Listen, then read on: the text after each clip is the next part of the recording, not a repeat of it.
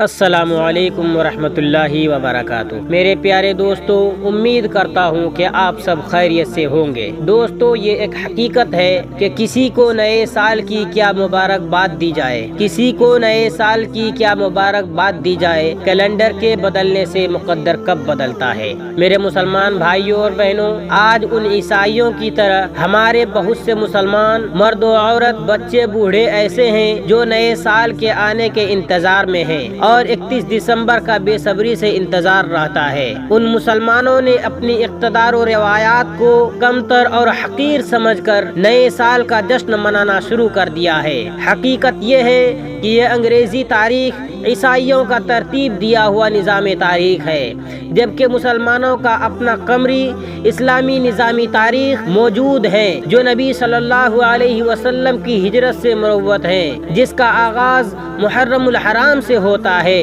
یہی اسلامی کیلنڈر ہے، لیکن افسوس تو یہ ہے کہ ہم میں سے اکثر کو اس کا علم بھی نہیں ہو پاتا۔ آج مسلمان نئے سال کے آنے پر جشن مناتا ہے، لیکن شاید یہ بے غیرت لوگوں کو معلوم نہیں ہے، دراصل یہ نئے سال کا جشن عیسائیوں کا ایجاد کیا ہوا ہے۔ ان کے عقیدے کے مطابق 25 دسمبر کو حضرت عیسیٰ علیہ نبینا علیہ الصلوۃ والسلام کی پیدائش ہوئی۔ اسی کی خوشی میں کرسمس ڈے منایا جاتا ہے، جس کی وجہ سے پوری دنیا میں جشن کی کیفیت رہتی ہے اور یہی کیفیت نئے سال کے آنے تک برقرار رہتی ہے۔ آج ان عیسائیوں کی طرح یہ بے غیرت مسلمان بھی نئے سال کے جشن میں رنگ برنگ لائٹوں اور قمقموں سے سجاتا ہے اور 31 دسمبر کی رات میں 12 بجنے کا انتظار کیا جاتا ہے اور 12 بجتے ہی ایک دوسرے کو مبارکبادی پیش کرتے ہیں۔ کیک کاٹا جاتا ہے،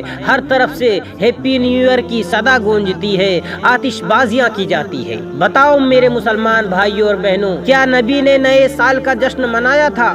کیا صحابہ کرام نے آپس میں ایک دوسرے کو نئے سال کی مبارکباد دی تھی؟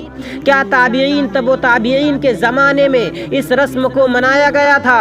ارے نہیں، جب میرے نبی نے نئے سال کا جشن نہیں منایا تو پھر امت مسلمہ کیوں اتنی بے غیرت ہو گئی جو فیس بک، واٹس ایپ اور سوشل میڈیا میں ایک دوسرے کو نئے سال کی مبارکباد دی جاتی ہے؟ ارے تم کس بات کی خوشی مناتے ہو؟ تمہیں تو افسوس کرنی چاہیے کہ تمہاری زندگی کا 1 سال اور کم ہو گیا، تم اپنی موت اور آخرت کے زیادہ قریب ہو گئے، تو پھر خوشی کس بات کی مناتے ہو؟ ان مسلمانوں کو یہ معلوم نہیں کہ اس نئے سال کے آنے پر اس کی زندگی کا 1 برس کم ہو گیا ہے۔ زندگی اللہ تعالی کی طرف سے عطا کردہ ایک قیمتی نعمت ہے اور نعمت کے زائل اور کم ہونے پر جشن نہیں منایا جاتا بلکہ افسوس کیا جاتا ہے۔ ہیپی نیو ایئر منانے والوں سنو، میرے نبی صلی اللہ علیہ وسلم کا فرمان۔